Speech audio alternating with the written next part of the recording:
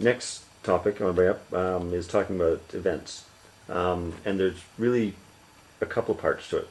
First one is the Pro Tour. As you obviously know, there's two Pro Tour races coming to Canada, to Quebec, this fall. There's very few Pro Tour races outside of Europe. There's Tour Down Under, there's the two in Canada, potentially there's Tour of California in the future, but that's pretty much it. Everything else is in Europe. And I know in Canada there was a problem in the sense that it's only open to Pro Tour and Pro Continental teams, and so therefore getting Canadian participation in the races in Canada becomes hugely difficult. And they had to come to some sort of arrangement where Steve Bauer's SpiderTech team could work with the national team and go in as a national team. And if Tour of California goes Pro Tour, you're going to have the same problem with a lot of those U.S. continental level teams that won't be able to get in anymore.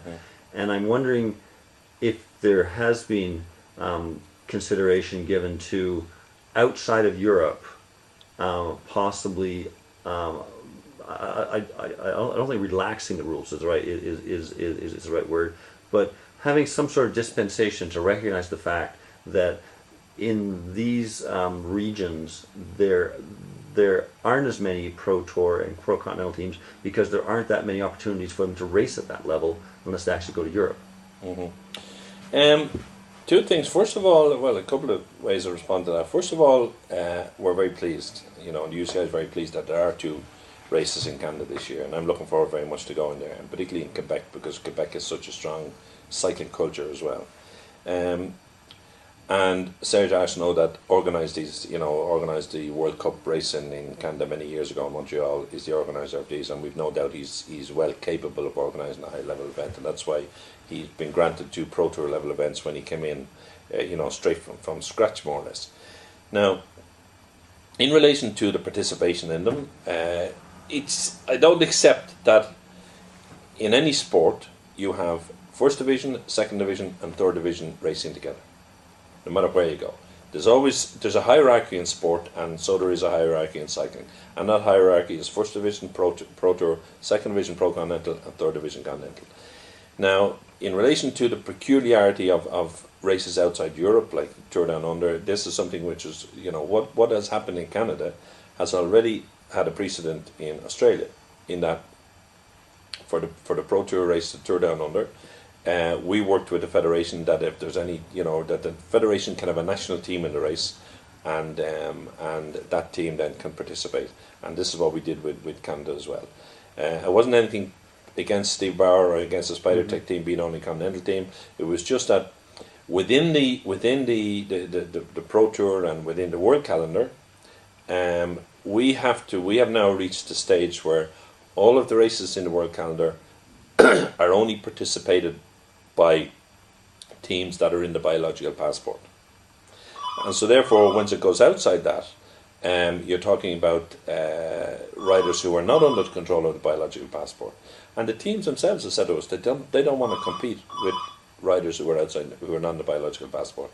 So our best way around that, in terms of trying to develop the sport in places like Canada or in Australia as well, and have a national interest in the event, rather than just all these international teams coming in, was to have the national team participate. The national team being under the auspices of the National Federation means that the National Federation will ensure that those riders are clean riders, so to speak. If we left it open to continental teams, which is the third level teams, we don't have any controls over them. We have no controls over what they could be taken or what could be not taken. I'm not saying that necessarily in Canada or in America or anywhere else, but there's a lot less control on them. And whereas you have the Pro Tour and Pro Continental teams under strict controls with the biological passport, it's unfair to ask them to compete against riders who are not in the biological passport. Having the national team there, a national federation responsible for the riders, means the national federation will ensure that the riders that take part are riders who are clean, as against a continental or a sponsor of a continental team that wouldn't have this, maybe the same ethical requirements and so forth. So that's that. Also, in relation to the development of the sport, you talk about Tour of California. And it's right what you said, in that they are considering coming into Pro Tour, strongly considering coming into Pro Tour, and if they do, it's going to have a dramatic effect on what happens in the US. But if we don't put regulations in there and try and force the development of the sport, it'll never develop. If we allow, American cycling to have just continental teams, they'll never go any further than that. We have to force the issue and force them to consider having a hierarchy of teams, the same as we do in Europe, and to creating pro-continental and creating even events within the calendar that are open to pro-continental, continental, and start putting a hierarchy into their calendar rather than just having a national calendar. And it's to encourage them. I've had discussions with US Cycling about this, that they need to start, because there are some of those teams that are continental teams in the US that are running on the budget similar to a pro-continental team. And it would have no difficulty in going through the various criteria to become a pro-continental team. And both competing in we can change the rules to suit that they can, to ensure they get plenty of competition in the States or in North America and Canada as well.